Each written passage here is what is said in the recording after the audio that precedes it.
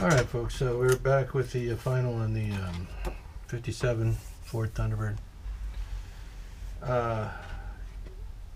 Turned out pretty good out of the box. You know, lots of stuff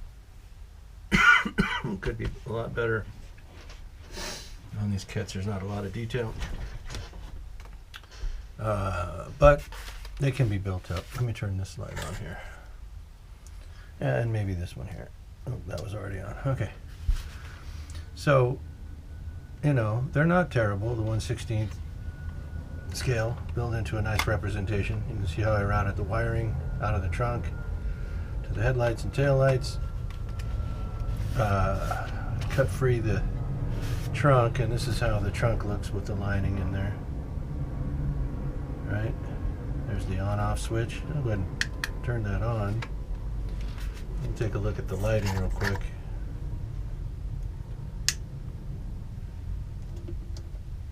So the headlights are, as you can see, fairly dim, and that's, you know, what I wanted.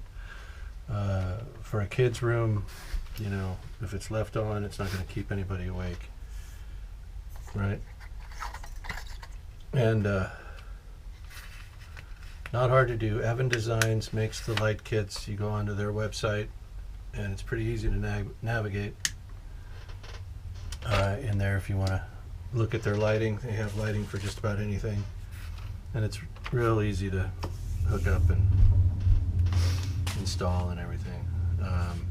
This particular light kit will work on 1/24 scale. It'll work on die cast. It'll work on the 1/16 scale cars. It'll work on the 1/24th AMT trucks. If you want to light those up, you can buy extra lights for the running lights and all the extra marker lights and stuff that you might have on a semi truck, and you can light up the trailers, everything. It just, you know, and it adds an extra dimension. Let's face it, adds an extra dimension to your models, and you know, you get lighting.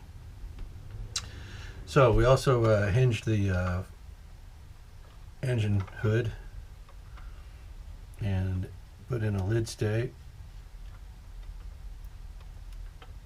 for the engine compartment hood.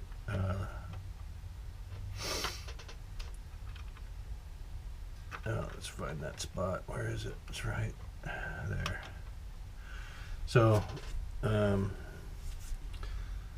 yeah, all the video shows the hinge and how the wire was bent and all that stuff.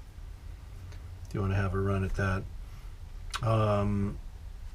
We did the carpeting on the flooring, and added a few other little details. For instance, on the front bumper, I added these bumper extensions.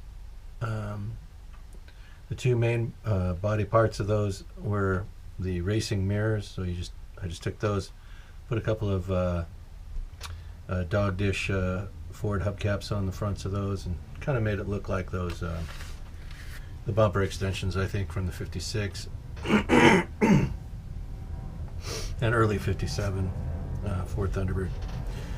We ran into a little trouble. We got a little blemish on the hood scoop, but I found these are Magic Eraser, I think they're called. Magic Eraser. It's a scrubbing, real fine grade sandpaper is what it amounts to. And you can slice them up with your X-Acto knife into any size and shape you need. This blade's got a lot of stuff on it, so it might not demonstrate real well, but yeah, here you go. So let's say you need a clean piece of this foam to do some wet sanding.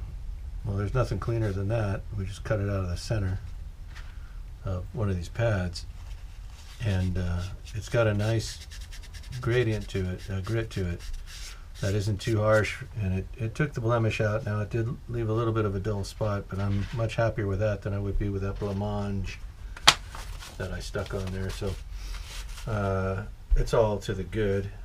If you have those pads, you can use them. If you don't, you know,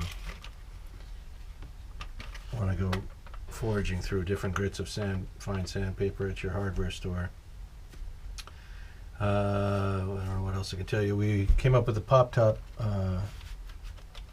design, it would allow us to put the top on and retain it or pop it off as with the actual car, and using two relatively scale-ish buttons, bump-ons that simple to make out of cold solder, and using our jeweler's file or pin vise, you can drill those small holes that you need anywhere you need them, and pin vise. Right, so this kit now goes alongside of the 55 Chevy, and you can see this one on the channel. I think there's only about 7 or 8 videos on this one. There may only be the same number of videos on this one. I ran into a little trouble on the video previous to this one. I'll post it, but it's pretty bad. That's where I marred up the scoop, and it was early in the morning. I mean, it was like 4:30. Mr. having trouble sleeping was out here just doing this with his insomnia, and I bumped my head a couple of times on different things I was trying to do with it. I got frustrated and turned the camera off and ran out of battery, and then finished the assembly off camera. Anyway, that's enough about that. So I think the look I was going for could have been a darker tan. If I'd had it the right, a darker brown paint, it might have come off a little better, but it looks pretty good as the American Jaguar. Was the look I was going for with the hunter green tan interior, and that's just the look we're going for. The kid, the youngest, Otto, and this is Otto's Otto. Otto likes green. Otto will tell you prompted or unprompted, his favorite color is green. And he's been asking me, if I'd build him a green car, and is this the green car, and when am I going to build the car, and is it going to be green, and all that fun stuff that kids do. And yeah, it's right here. Otto will be here Sunday, and I should be able to get the case for it before then.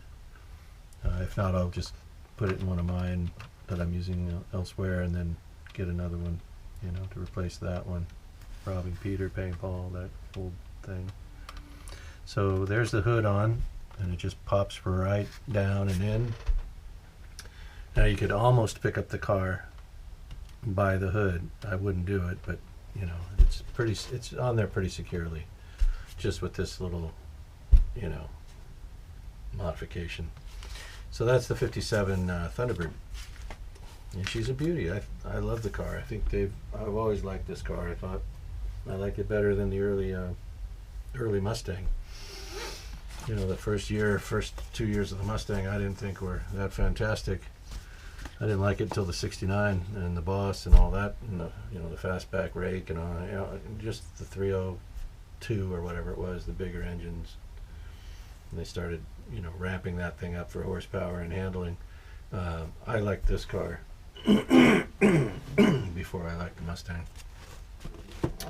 Alright, so this is the other thing that we did. I've always wanted one of these. I had this kit years ago and lost it. I'd started it. My skill set wasn't, what it is today. That was, like I said, 35 years ago. Sterling's been out of business for a while. They made fantastic models. This thing is, every Sterling model I've seen I like them. I think they're better than Cleveland. People will argue that probably, but I think they are. And,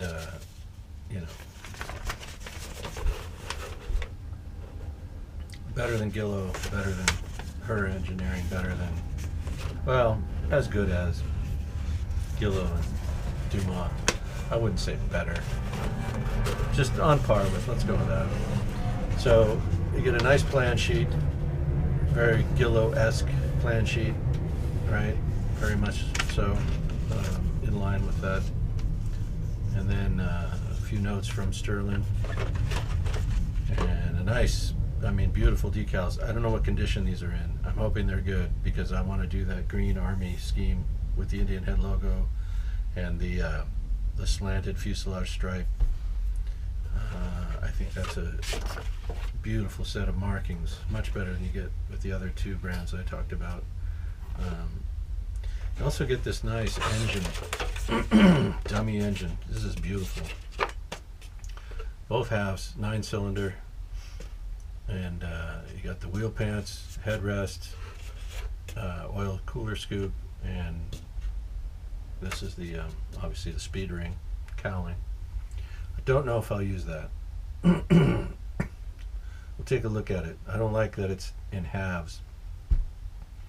Makes it a little tricky to deal with, even for an experienced modeler.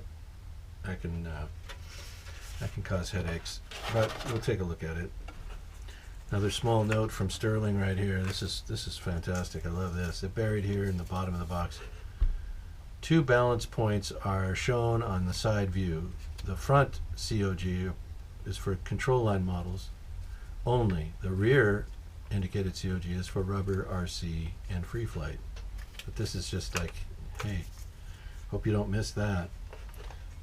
Pre-bent landing gear wire. It's always interesting when you get pre-bent landing gear wire. It takes all of that mystery out of your task. And these are, you can see they're perfectly formed. They're identical in length. The throws are identical, and they're at a perfect right angle. Sighting down the top. Oh, I don't even know how much of this is on camera. Look at that. You might have missed the whole show. So, pre-bent landing gear wire, it's always a plus. If I don't have to do it, I'm happy. Here's the wheels that they send you. Wooden hubs, rubber tires. Or are they resin? They might be resin. I don't know. Or very old, hard rubber. And these are die crushed. They're die cut. So if you missed the vacuum form parts again, here's the front and rear half of the motor, dummy engine, 9-cylinder radial with the cooling shroud. I was afraid I was going to have to make this out of something, and now I don't have to. We got the oil cooler scoop, the headrest, as I mentioned, and the cowling in 2 parts.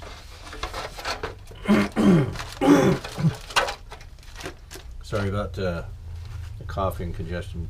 It's always here. I always have it. It's just as much of a pain in the ass for me. I guess it is for most of you who have to hear me doing it, clearing my throat constantly. But anyway, and yeah, I've tried all the things and the tricks, and it's just my deal. Right, so we're going to be digging into this thing. I don't know when. Like I said, I've got all these other kits. We talked about, what to build next. I have that whole series of videos.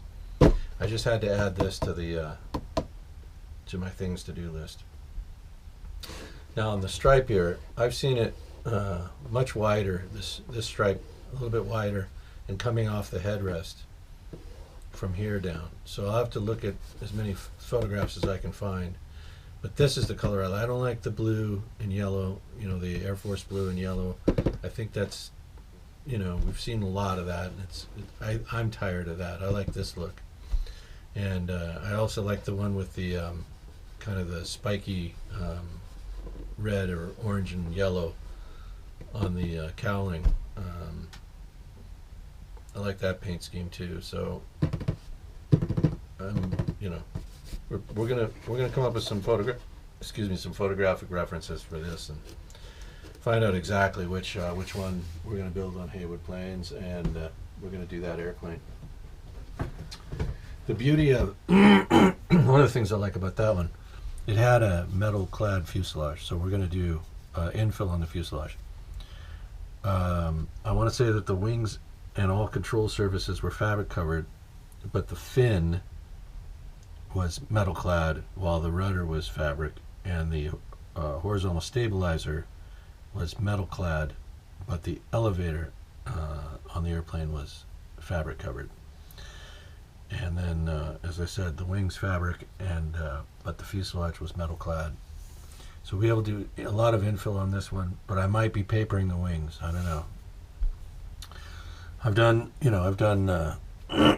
stick and tissue models, so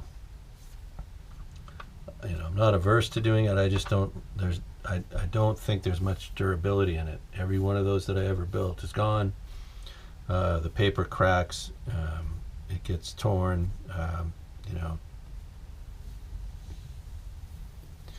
fingers go right through the paper, especially the little ones. You know, they're so.